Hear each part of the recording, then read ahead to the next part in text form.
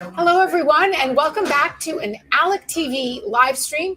We're broadcasting from Atlanta, Georgia, where we are at the 49th annual ALEC meeting. I'm so pleased to be joined now by State Representative A.C. Cordoza. He represents a community in the Tidewater region of Virginia. And AC, we're pleased that you're here. You're a first-time representative, a first-time attendee here at ALEC.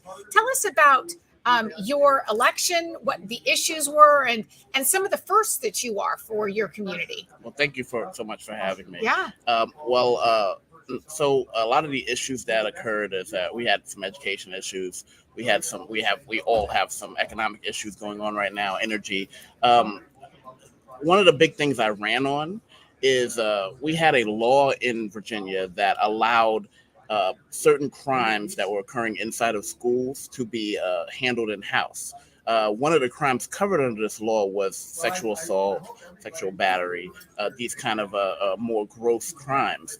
And during the argument over this law, there was offered amendments to remove those very explicit crimes from this legislation, and the Democrats in charge chose to keep it in, including my Democratic opponent who I defeated, and that was one of the major issues that I promised, and we did successfully remove that from code. That there would no longer be any hiding of that. Actually, that was national news because of Loudoun County. Yes, that is what happened. That is that law that we had to get. Yeah, out. That's exactly right. So I'm closer up in Northern Virginia.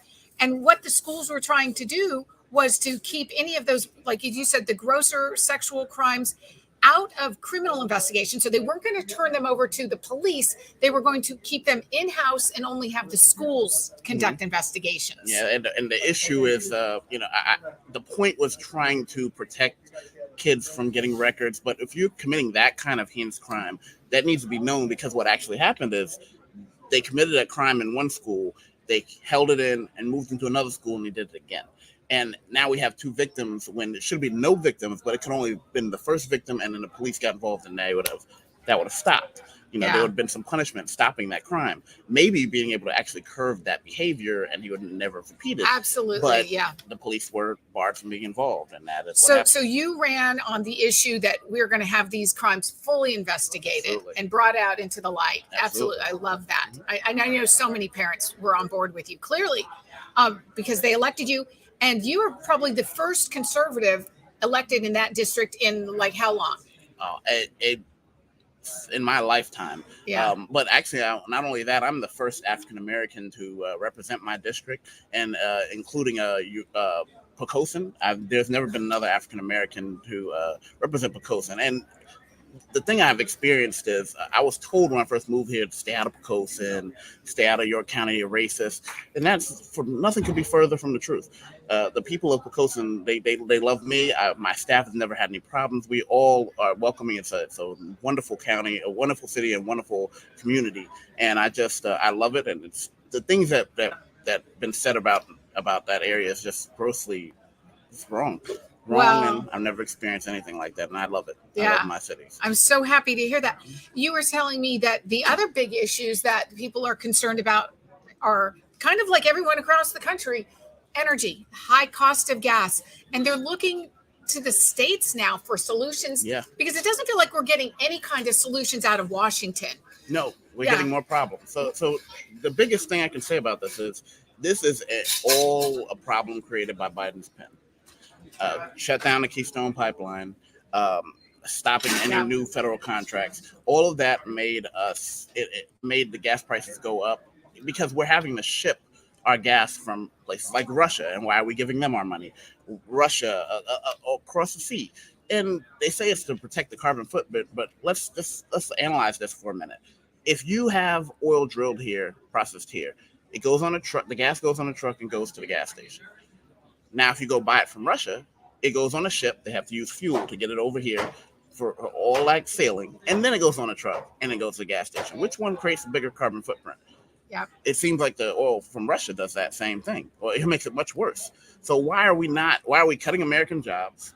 Why are we giving our money to a foreign power that's doing horrible things in Ukraine, instead of just having everything in house and being able to sell oil and actually make money off of it, and our citizens not suffer?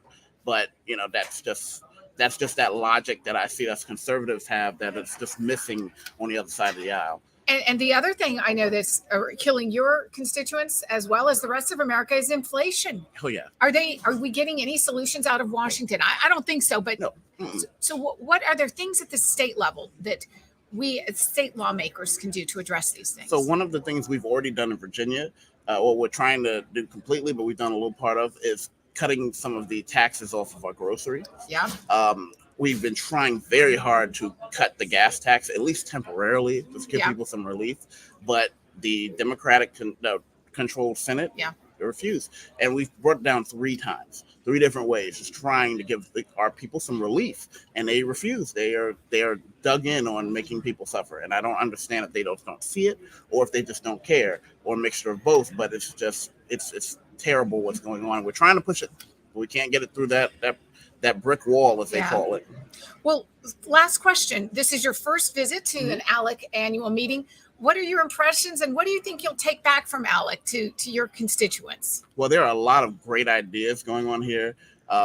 We heard some about the sex trafficking, preventing sex trafficking, and there's some ideas from that we can use in Virginia to help combat it there, because we also are a hub, and I want that to stop. I want them to look at Virginia and say, oh, it's not worth even trying that there. Let's just go around, go somewhere else, or stop, which is what we would love.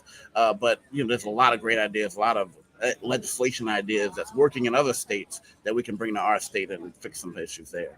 So it's just the networking and the new knowledge is just unbelievable. Well, we're just so happy that you're here, and we're grateful for you and your staff. Thanks for being here today, AC. And we will see you next time on another ALEC TV live stream. Thanks, everyone. Thank you.